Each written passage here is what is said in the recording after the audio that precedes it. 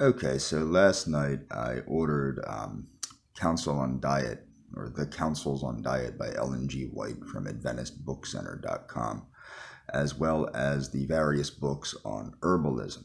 And the reason why I did this is because I did a previous video about how I considered Adventism to be a path of attainment more streamlined and better than, say, magic, Aleister Crowley's magic or other things. But also, I want to be clear, one of the primary thing that brought me to the Adventist lifestyle, obviously I'm not a religious person in the sense of being overtly religious, but what brought me to the Adventist lifestyle was its life extension capability. The Adventist lifestyle remains the only really genuinely proven means of extending human lifespan regardless of race and gender that exists. I mean, you have caloric restriction with optimal nutrition, but that takes place in laboratory animals primarily because it hasn't been able to be studied in humans. But also, it's a hell of a way to live, being hungry all the time.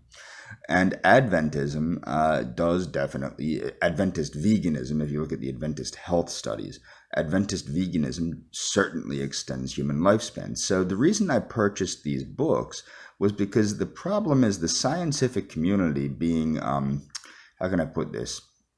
They like to break things apart and examine them. That's what science is, okay?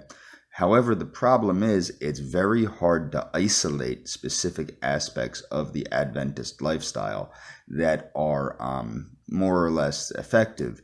Therefore, obviously, what works as is the Adventist lifestyle, which is why I've planned on going all in. Now, I'm not obviously going to be joining an Adventist church. I have differences of opinions on many things that would interfere with my ability to become an Adventist. And I'm not giving up coffee or tea, both of which have geroprotective qualities. So that would be foolish to give up two things that are geroprotective in order to follow a lifestyle that is also geroprotective, because adding them into the lifestyle obviously probably will improve the geroprotective properties of the lifestyle. Now, as far as the religion aspect goes, as I've stated in a past video, I'm becoming more and more geared toward regular pantheism as well as scientific or rational or naturalistic pantheism. I believe that the Adventist lifestyle coincides perfectly with living a pantheistic outlook. It also, with Ellen G. White using, and as well as her pointing out, Jesus' use of naturalistic allegory to explain the presence of a living God in nature, as opposed to the fallacious nature of, the original Jewish interpretation of their God, which is clearly a man-made God like any pagan deity.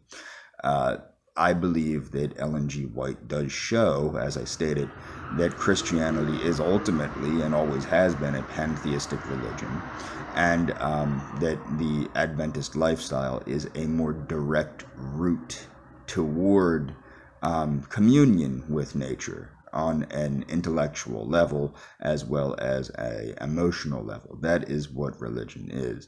And that's about all I wanted to say, or I should say that's what the evolution of religion will be. And that's not meant to diss people that are, Christian or Catholic or whatever. As I said, everybody should be able to do whatever they want as long as they're not hurting anybody.